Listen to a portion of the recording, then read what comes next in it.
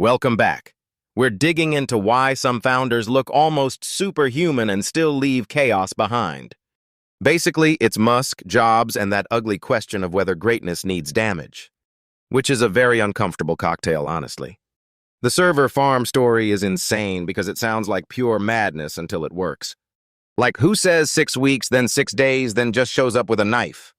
That is not management, that is a heist with a spreadsheet. But the wild part is the people around him actually start believing the impossible timeline. That's the core thing I keep coming back to. Is he right, or is he just forcing reality to catch up? Sometimes those are the same sentence in Silicon Valley. No, seriously, the 80-20 survival rate around him is brutal. But the people who stay seem almost addicted to that pressure. And that's where it gets weird, because burnout and loyalty are sitting in the same chair. I mean, if your job feels like a daily survival test, that's not normal. Unless you're one of those people who says, I'd rather be burned out than bored, which is either noble or deeply unwell. The office culture shift at Twitter is maybe even more revealing than the acquisitions itself, because he basically walked into a softness economy and declared it useless. Psychological safety got absolutely body slammed. The idea that he heard Quiet Room and thought, screw that, is so on brand. But you can also see the logic if you think in first principles. If the company is slow and bloated, maybe gentle is just another word for stuck. Still, there's a line between intense and just wrecking everybody's nervous system. And that line is exactly where the argument lives. Because some companies clearly need a grenade, not a meditation app. But not every company needs to become a war zone to improve. That's why the comparison with Time and CNN matters so much.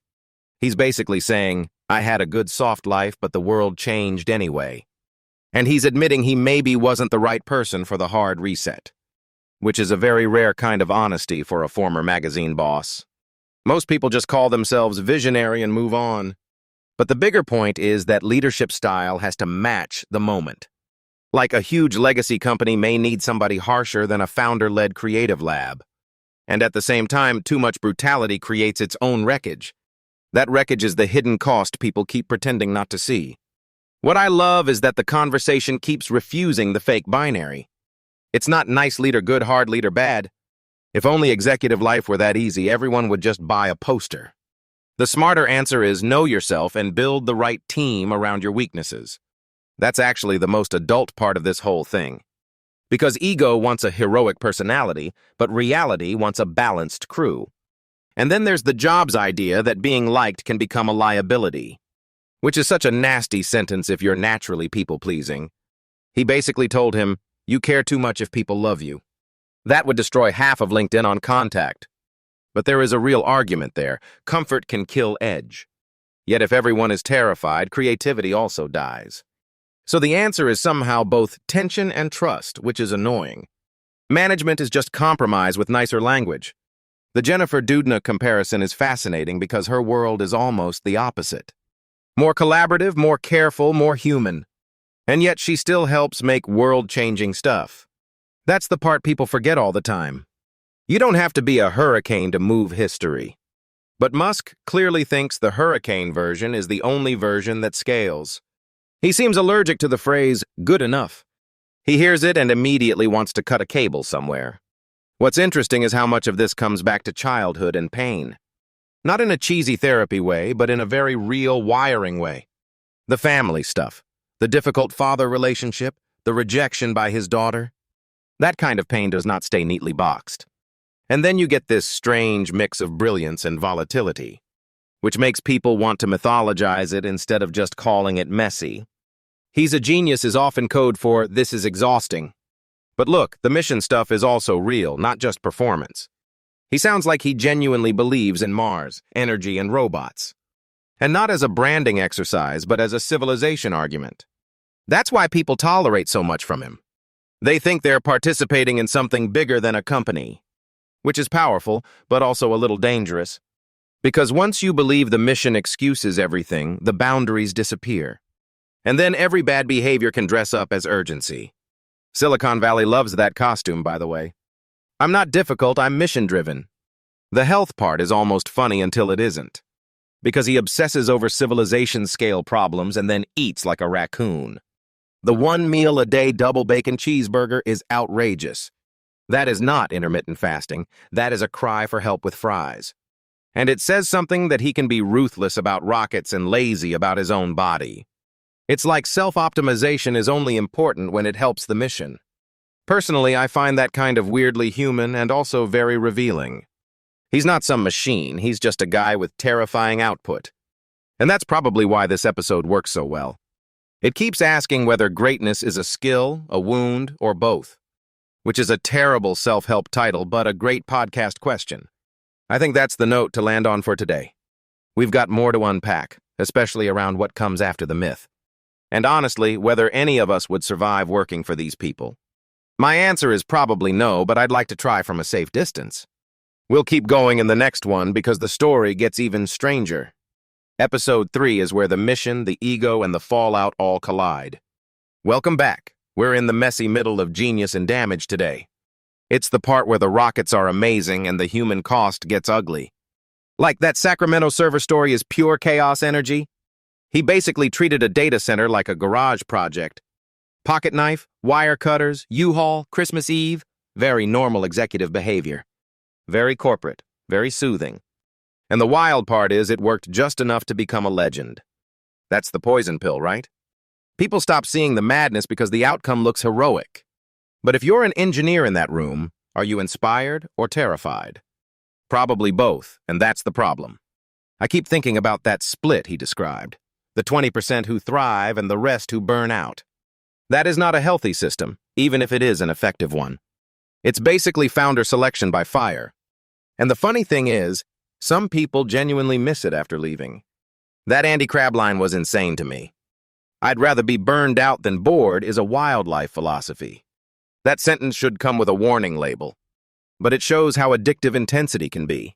Some people don't just want a job, they want a war they can believe in. And Musk is selling that war every single day. The weirdest part is that he seems to believe it too. Not in a fake motivational speaker way, but in a genuinely haunted way. Like he's trying to outrun something internal. That's where the childhood stuff matters. The book keeps hinting that the rough upbringing is not just background noise. It becomes part of the engine. But it also becomes part of the volatility.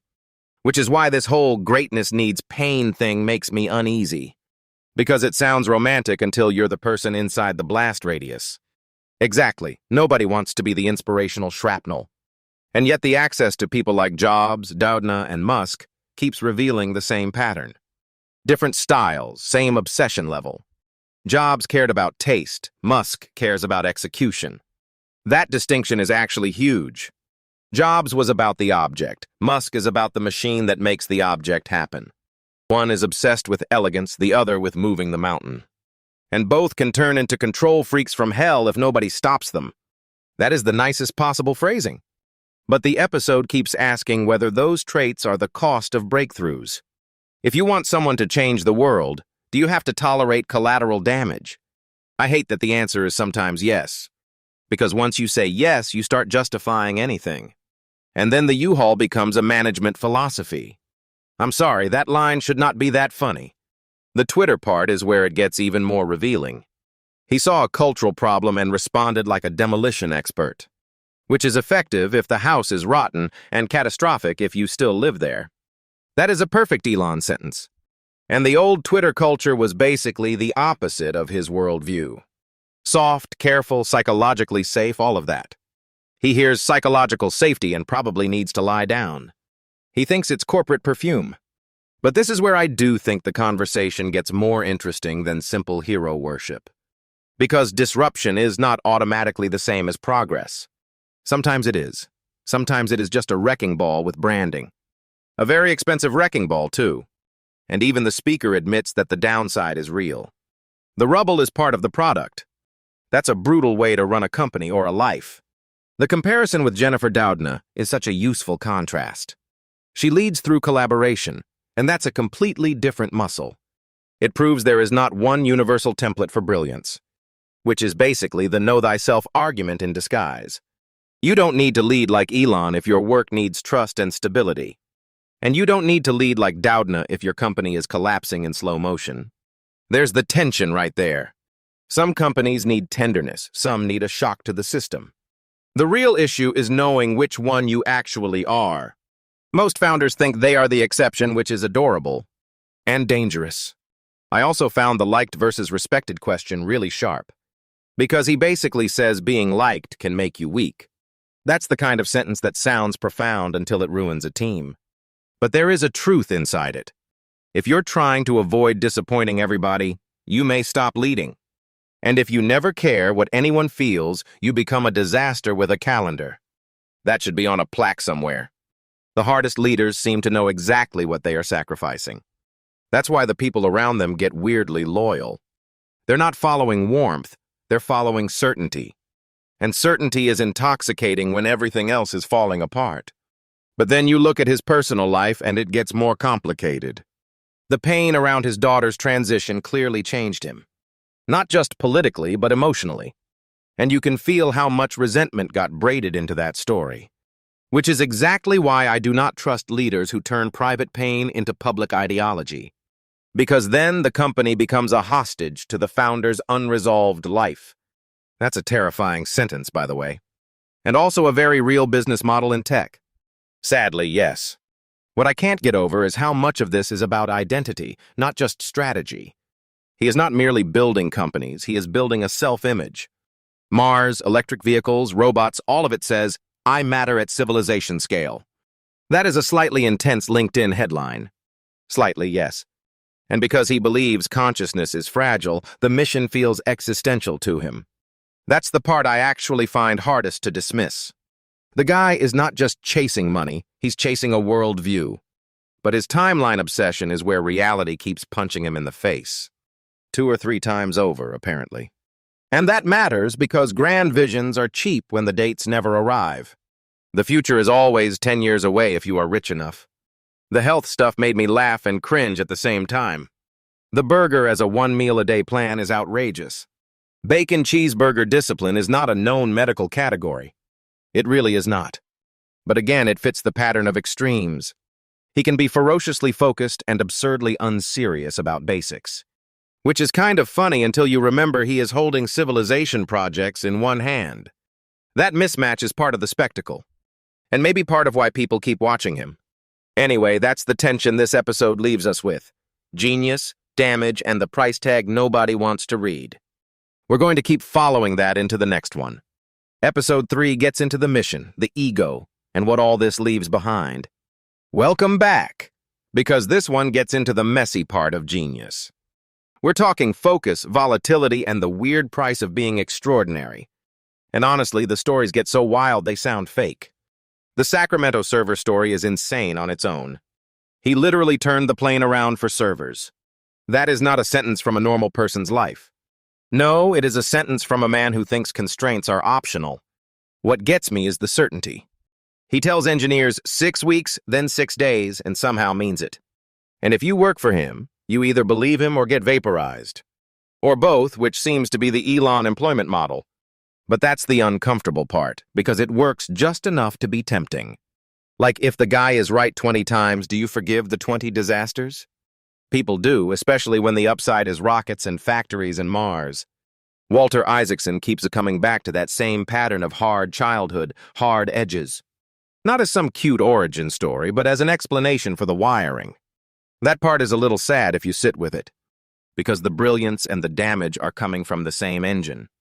And with Musk, the family pain seems to sit right under everything. The daughter transition story is where it turns from caricature to actual human suffering. He is not some emotionless machine, he is clearly wounded. But then he processes that wound into politics, culture war, and company culture. Which is where it gets complicated fast. Because suddenly your personal pain is showing up in the org chart. Exactly, and that is not a small thing. He looks at Twitter and sees an engineering problem, not a social platform. That is such a Musk mistake and such a Musk strength at the same time. Because if you solve too many things with engineering logic, you can accidentally break the product. Advertising platforms are not rockets. Thank you, that feels like the most obvious sentence in the world. But he genuinely thinks in first principles, so he keeps forcing that lens everywhere. Which is why he can build and also why he can misread whole categories. And Isaacson is basically saying the same thing about leadership style. Some companies want velvet gloves, some need a hammer. And Elon brought a wrecking ball to a yoga room. That image is ridiculous, but also weirdly accurate. Twitter had one culture, and he walked in wanting the opposite of it. Psychological safety was basically an insult to him. He literally seems to think comfort is a productivity leak. And to be fair, sometimes comfort does make companies sleepy. The question is whether you need to break people to wake them up. That is the part I struggle with the most. Because disruption can be healthy, but humiliation is not strategy. Isaacson basically admits that too. He says some teams need the fire, but the rubble is real. And somehow he still sounds nostalgic about the chaos. That surprised me more than the Musk stuff, honestly. Because he's basically saying his own style was too gentle for some jobs. Which is not the easiest thing for a successful person to admit. No, most people would rather write a memoir and call it wisdom. He instead says, sometimes the harsher leader is the right tool. But then he immediately adds, I could never do that myself. That honesty makes the whole thing more interesting. And it leads to the bigger point about knowing your own lane. Jobs wanted discomfort. Dudna wanted collaboration. Musk wants urgency. Those are not just personalities, they are operating systems. That is a very Silicon Valley way to say people are different. True, but it works. And the wild part is that Musk seems to believe being liked is a trap. Which is easy to say when you already have enough money to ignore consequences. Yes, the billionaire anti-popularity strategy has surprisingly low personal risk. Exactly, your rent is not depending on consensus. Still, the people who stay around him clearly buy into something bigger. That SpaceX loyalty is almost cult-like without being fake. They are not staying because the vibes are nice. Nobody is saying, wow, what a chill Wednesday. They stay because they think they are building history. And that is where the pitch gets powerful. If you tell people they are making humanity multiplanetary, they will suffer for it. The problem is you can justify almost anything with that sentence. Which is exactly why people get nervous about him. He can make a brutal culture sound noble. And sometimes it probably is noble, and sometimes it is just brutal. That's the nightmare with talent this big. The other thing I keep thinking about is how much he actually believes the mission. Isaacson says it is not performance, it is genuine obsession. He keeps saying Mars almost like a prayer. That is what makes it more than ego to me. Though come on, the ego is definitely in the room. Oh, the ego bought the whole building. But he also seems genuinely haunted by the clock. He knows his time is finite and the mission is not. And that urgency can make people around him feel disposable. That is probably the core tension of the episode. Is this the cost of moving civilization forward or just a bad excuse? I think the answer is ugly, which is why people keep arguing about him. Anyway, that's the tension this episode leaves us with. Genius, damage, and the price tag nobody wants to read. We're going to keep following that into the next one. Episode 3 gets into the mission, the ego, and what all this leaves behind.